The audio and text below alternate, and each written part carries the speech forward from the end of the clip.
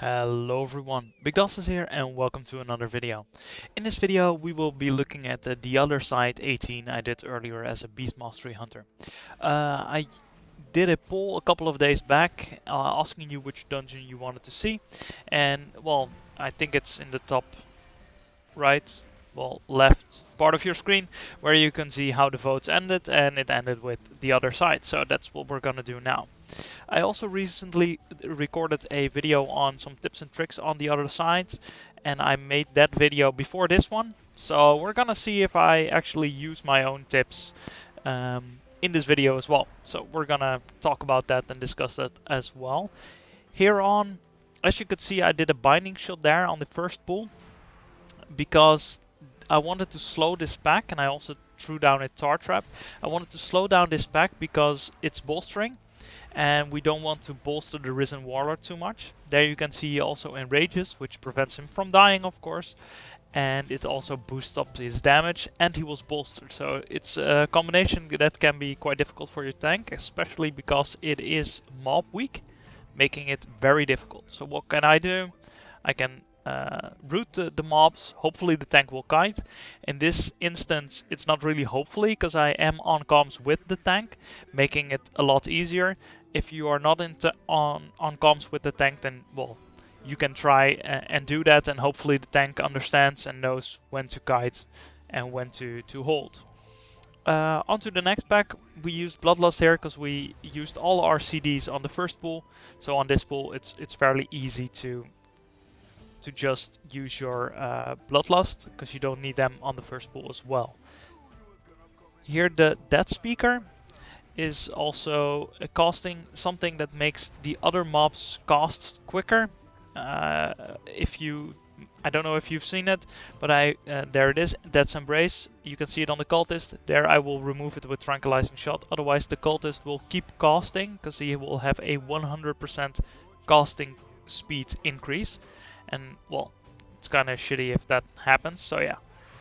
Onto this pull, we just keep on chain pulling. This, I'm not sure if this was a great idea. This is because Incinerator Arclath was going down fairly quickly, and I am using my entire CD to kill him, so on that front it's worth. But I know that the next mob that we're gonna do, and you can see him in the far back walking towards us, that mob is actually very, very dangerous this week. So on one hand you want to use your cooldowns for him, on the other hand I would have been holding my cooldowns for almost a minute or so. So yeah, that's not great. Now onto the Enraged Spirit. We don't really have any CDs for this, so that's a bit awkward. What I see is, and I talked about it on my video, these masks will spawn on the players, but our tank decided to stand on the urn, and our mage popped the urn right away. So yeah, that was a bit awkward. There I for some reason survive, but my pot tender is active, but I am still up, and I don't know why. I don't know how it happened, and watching this back, it's quite weird that I actually survived that. This pool is a bit awkward because our healer died, so there's no real healing. What I should have been doing now, and what I've not done, I should have used my survival of the fittest and a health path to stay alive. I've not used those. I probably would have survived this if I had, so that's bad on me. Here I'm waiting for the healer because I saw he was inbound. I can see it on the minimap, so I'm just waiting for the res. Otherwise I am walking behind him, taking even more time. So yeah. Guys, if this is some of the content that you like, then consider leaving a like and or subscribing to the channel. It helps me out a ton. And yeah, I like your questions. I like the support that I'm getting from you guys. But if you guys have any feedback on how I can improve my channel, that would also be very greatly appreciated. Something we have not discussed yet, but of course what you guys know, I'm currently playing Night Fae. The legendary that I'm running is the Elder... No, not the Elder Antler, sorry. That was a mistake. It's the one with the Rhylac Stalkers Crystal. Rhylac Stalkers. Just go with that. My brain is not working. It's lagging a bit behind. Here I decide to stun the Bone Soldier. Hopefully he is far enough away, but like the mobs get too close to each other, so sadly the Warlords are being buffed. Luckily with the new bolstering it is not that bad. I also talked about with the tank which one he was going to remove the Undying Rage from, which I was doing. What you can do if you are doing this entirely with a pug is waiting like 2 or 3 seconds, seeing if your tank or someone who can remove it actually removes one, and then you do the other one. That way, yeah, you're good. But sometimes that works. Sometimes they are also waiting, or sometimes they're not doing anything, and then yeah, you've waited for nothing. So yeah, that's something that you can do.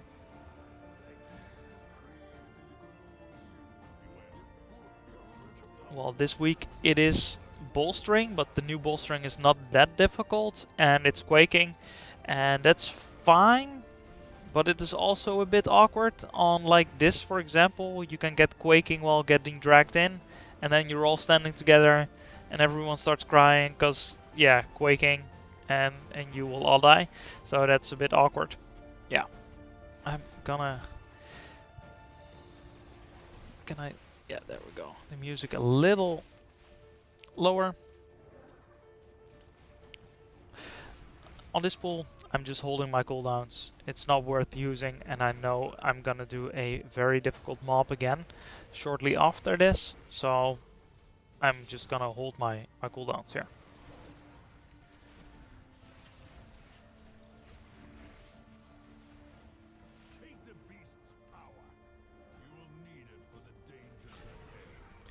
Here, just keep paying attention, even though you're looking at your looking up which anima power you want to use. Keep attention to quaking, because it can easily kill you. And there we have another one of those enraged spirits. Well, I got my CDs, so this one should be a lot easier. I asked the tank where he was going to tank them. That's why I'm still holding my CDs at the moment. What I should have done was either wait until all the enraged masks spawn so I can stand in my haste thingy. Now I had to walk out because there was one still spawning at the point where I was already pressing my cooldowns. Something else I'm doing right this time is I used Hunter's Mark on him because I have a conduit that reduces the damage of the target that I've Hunter's Marked. So it reduces his damage. I used Feign Death because I have a conduit that reduces that damage as well. And I used Survival of the Fittest, so I get even bigger cooldown reduction.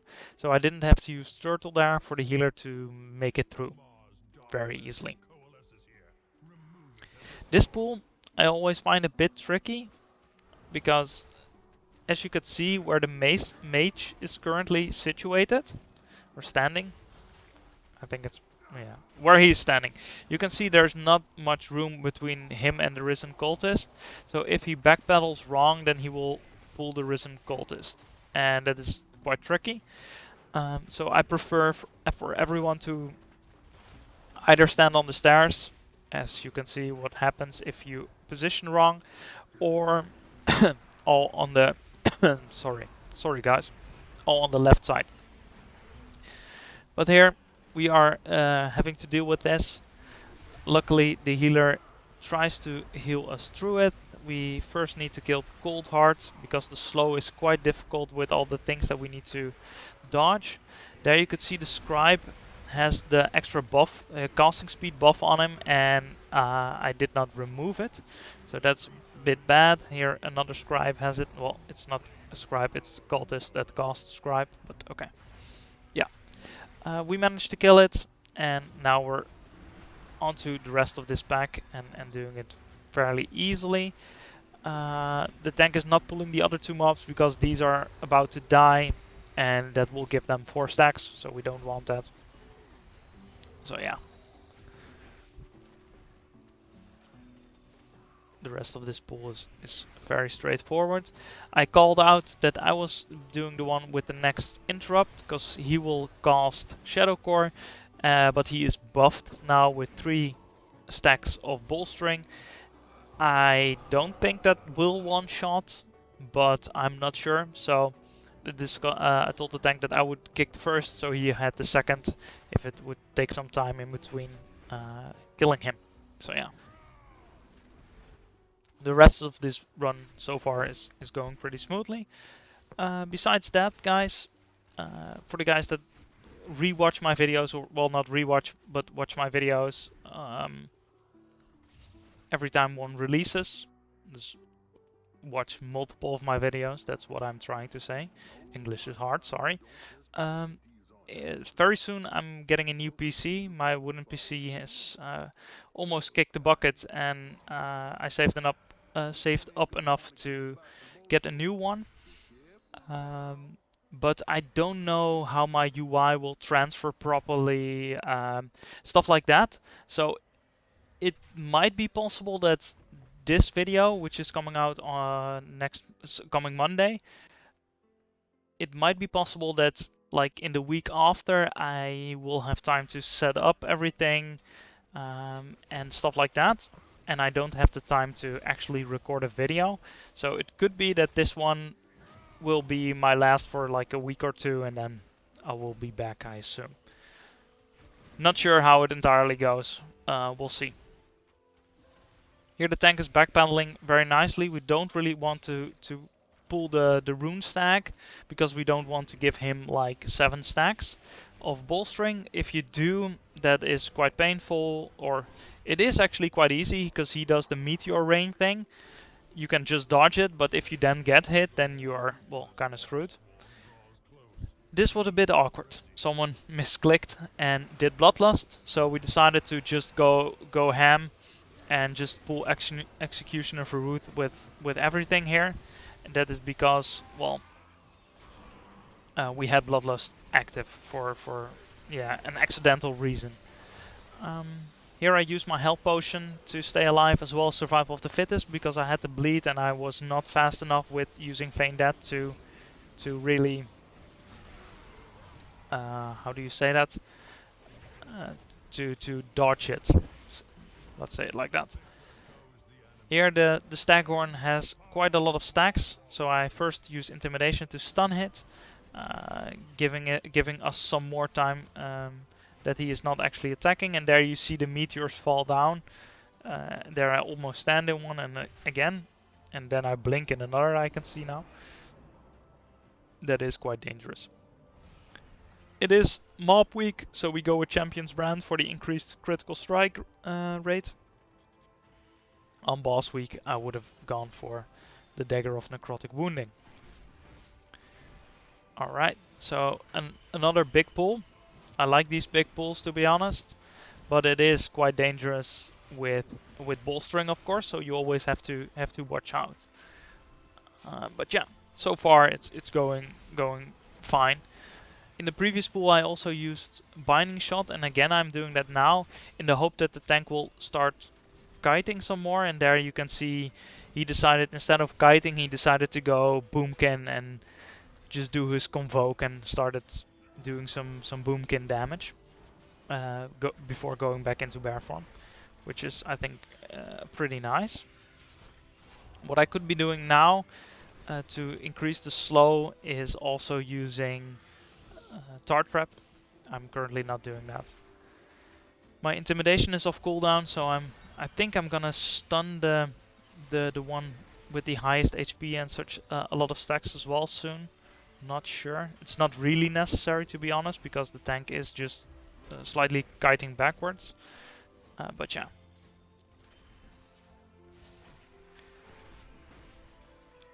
Here you can see how much time the key gains on days that you play with Necrotic, because this pool takes ages now.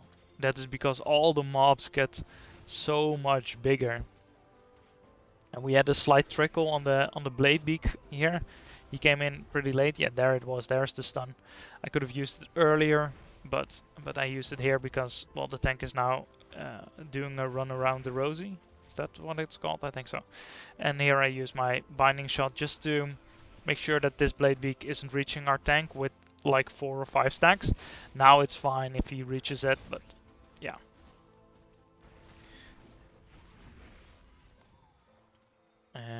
we go on to the next pull. So far, this run is going smoothly, which is nice. We are waiting for the tank's stacks to drop off. I don't know how the damage works on those stacks, but you could see it on his frame. Like he had 32 something stacks. This is a bit awkward. The frightened cry almost goes through.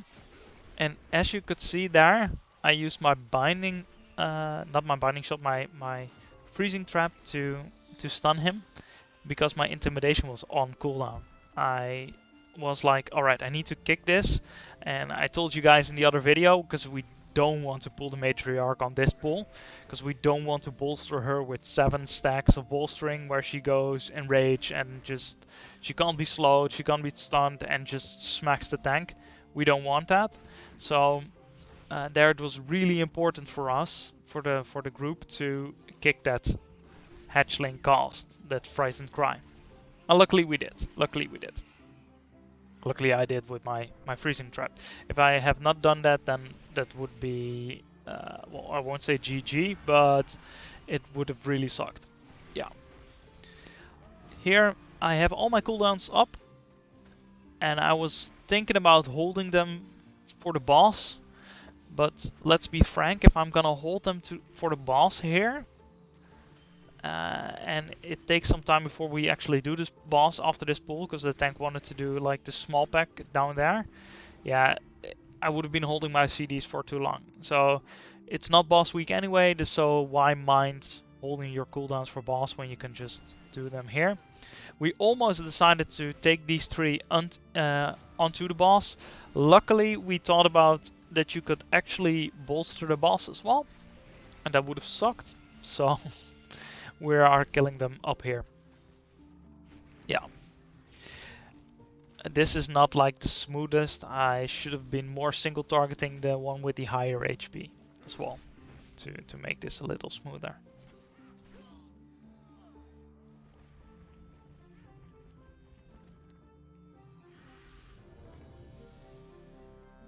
So guys, if you are still watching and you like this content, then consider leaving a like and or subscribing to the channel.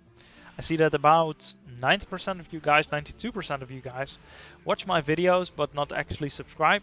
And if you don't want to, then by all means don't. But if it is not too big of a hassle, then please do, because it helps me out a lot, and I'm very happy with the support that I'm getting from you guys. And if there is something that I can improve, then please let me know, because I want to make this YouTube channel grow. I want to make something out of it. I enjoy explaining things, and I enjoy making these kinds of videos for you guys. But I'm really in need of feedback of you guys. Yeah.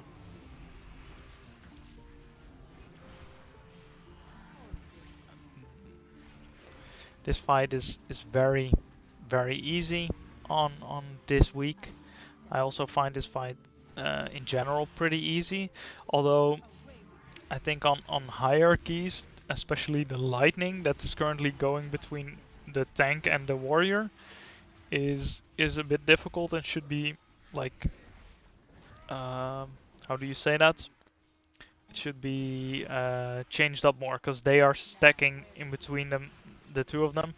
What I could have been doing is like walking over and grabbing the lightning from one of them, but I do not really mind standing here being safe and all. So yeah.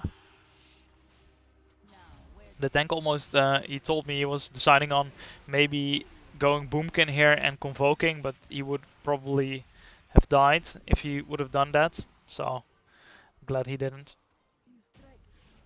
There we go. Because he would have had 20 stacks of lightning. Yeah, it's probably would have killed him. So luckily that didn't happen.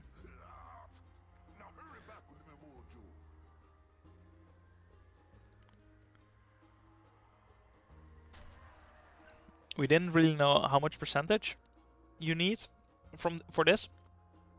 So we have 65%, which is fine if you don't do a skip. And we are not doing a skip, so it's fine. But to be honest, that was more luck than anything else. That was a bit awkward. I could have used my Night Fae ability twice more, but I decided to resummon my pets, and apparently that cancels your soul shape.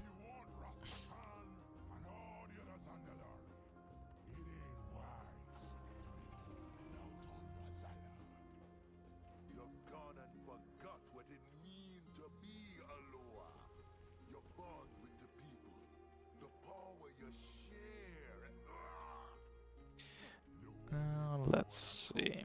We have 22 minutes left, so yeah. It's a smooth run so far. 11.6k overall DPS, which is pretty nice. So yeah. All in all, it's going pretty smoothly so far. There we have the Defunct dental drill, which was already started. I took some time getting here.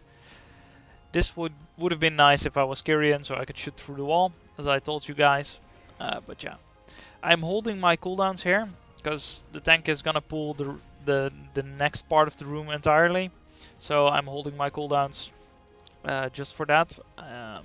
If I was not on communication or on comms with the tank, I would still have decided to hold my cooldowns because this guy is going down pretty rapidly, and I am not using Spirit of the Elder Antlers, so yeah. And now we do a little mini game on how many times can you actually get stunned. There I used Feign Death, but I still got stunned, so that's one. This is by far. I made a video before this telling you guys on how to deal with the stun, and this is my payback for me in that video not getting stunned so much. Because, alright, so I got stunned once. This is the second time. So it's so annoying. And my Feign Death is on cooldown. Alright, so I tried to Feign Death, but I was too late. So that was the third time I'm getting stunned. And here we have it again, because why the fuck not should I get stunned again? Luckily he's dead now. But yeah, that was, I think, payback from Blizzard for me telling you how to screw over your teammates by letting them get the AoE on them. Now I was being targeted the entire time.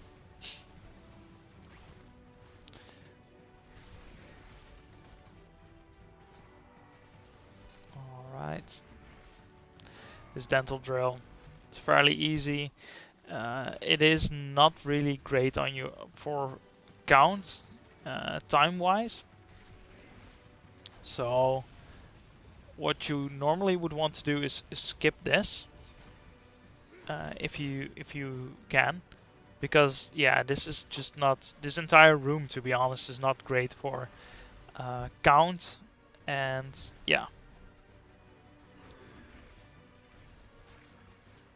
there the tank decided to do a interrupt, but that is also a charge. So he charged into the exploding mobs. Luckily, he survived because he's a bear tank and they are nigh impossible to kill. So yeah.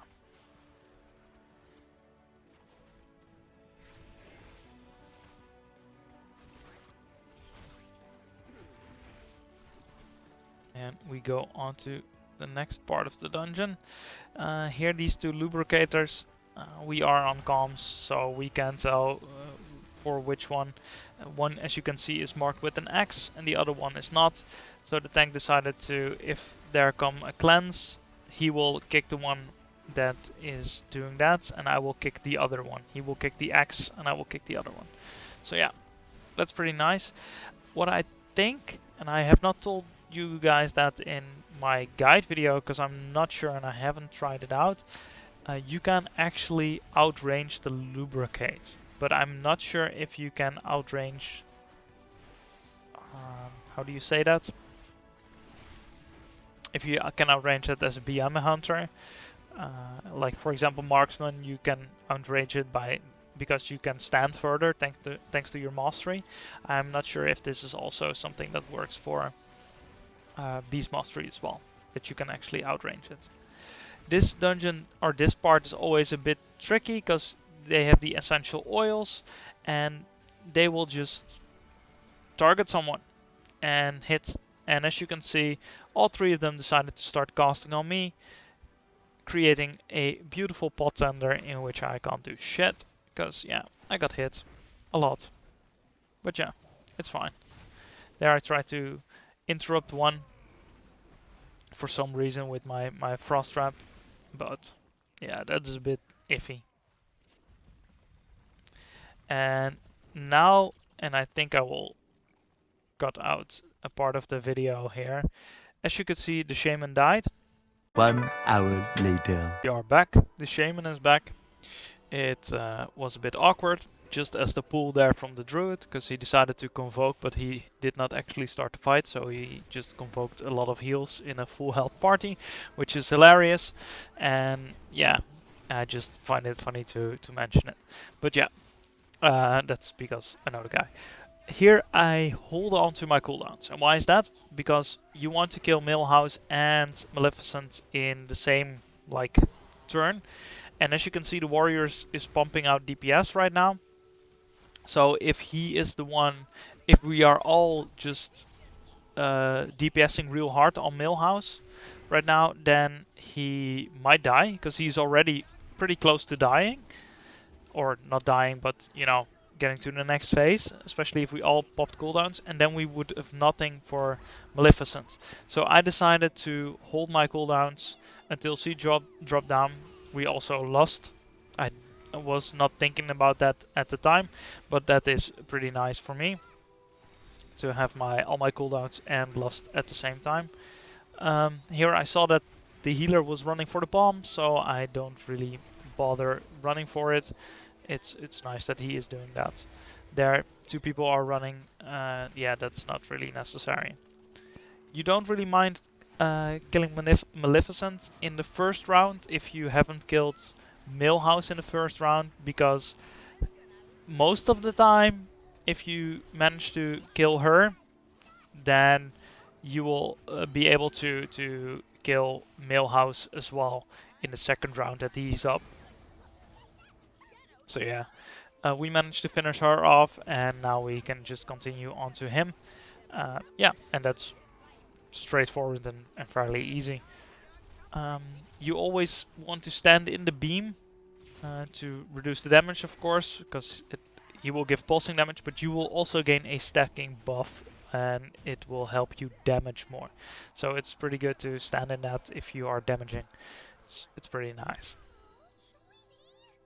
And now we go on to the last, well, second to last boss, Hakkar, and some of his trash, which is fairly easy, but you will still have to pay attention. And I told you guys about Hakkar and that trash in my guide, my small little the other side guide video. So yeah. We have 12 minutes left, so that's fine. It is a bit tricky. We would have had, at this point, almost 14 minutes left if our healer didn't decide to fall off awkwardly. But yeah, we still have plenty of time. If it was boss week, I would have doubted if we had plenty of time. Now I think we're good.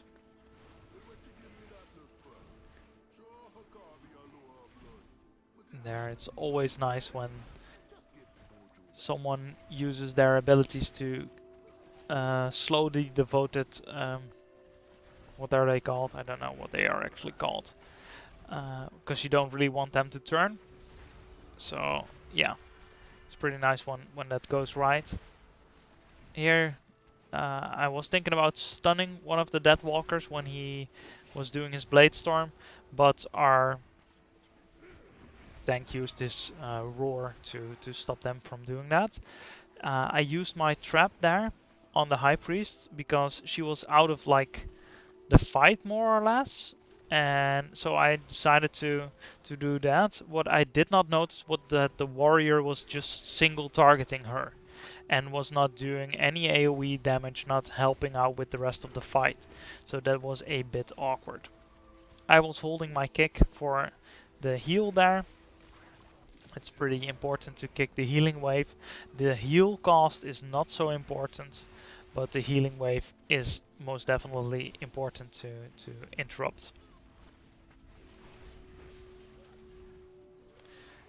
Here, the Death Walkers, just use your tranquilizing shot to remove them, and Druid was doing the same thing. So yeah, that's pretty good. Now, our shaman should have just used his stun totem here. He's not doing that, or at least a little too late. That's why we have the Sons of Hakkar. I decided, because the Sons of Hakkar actually do quite a lot of damage with their pulsing blood Nova, I think it's called. So I decided to use the urn there to stun them, so it wouldn't deal so much damage on the group. So yeah, that's why I did that. It's not optimal. You want to use the urn for the next pull, but I'd rather have us survive this pull and then do the other pull without the urn than not surviving this pull or having struggling a lot more.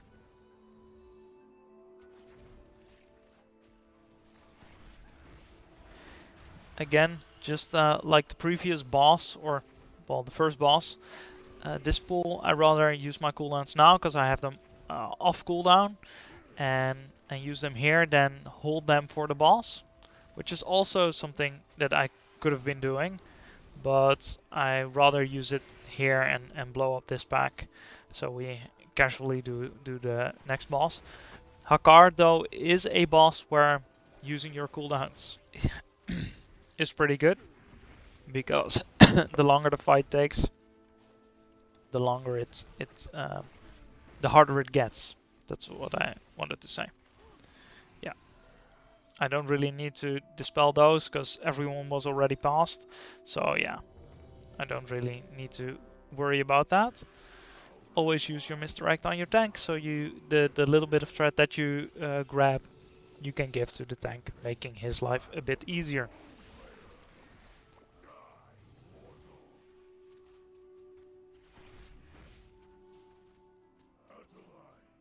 What I should be doing now is putting a Hunter's Mark on him to reduce Hakkar's overall damage. But I was a bit slow here, so his blood barrier... Oh, no, there it was. My turtle was actually on time, using my blood barrier, or my turtle, to reduce the damage he dealt to me, so his blood barrier wouldn't be so big. What I should be doing now is using Hunter's Mark on him to reduce his damage. I don't know why I have not done that, but I notice I forget that quite a lot, so that's no good for me. Yeah, there, this blood barrier goes through. I have not used any CDs. I used Pain Dead way too late. I don't know why I actually used it there. But yeah.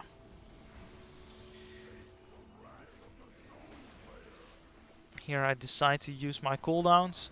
I always find this a bit tricky. I don't know the exact timing before I will need my cooldowns again if I am on the platform with Moisala, because I really find the last fight pretty damn difficult. Here I used Survival of the Fittest to reduce the damage I'm gaining, so the shield of Hakkar gets a little lower. On the other hand, there were so many mobs up, that's why his shield is pretty big still. We should have been targeting the ads more to make that go a bit smoother, and we did not do that.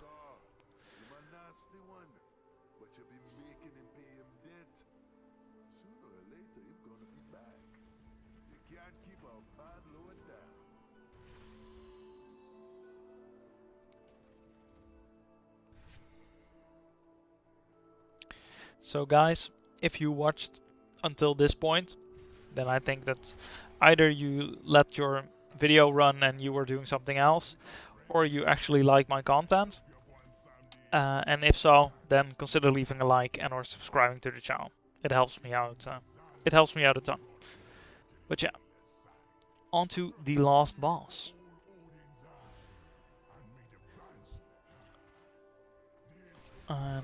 We just go on to this one. If you get targeted, then just make sure that you use and drop your orb more in the back. For some reason it's dropped pretty spread out now, which is a bit awkward, but we are fine and we are standing, and it's alright. If for some reason you don't manage to, or you have to run through one of those exploding orbs, then you can pop turtle to survive it.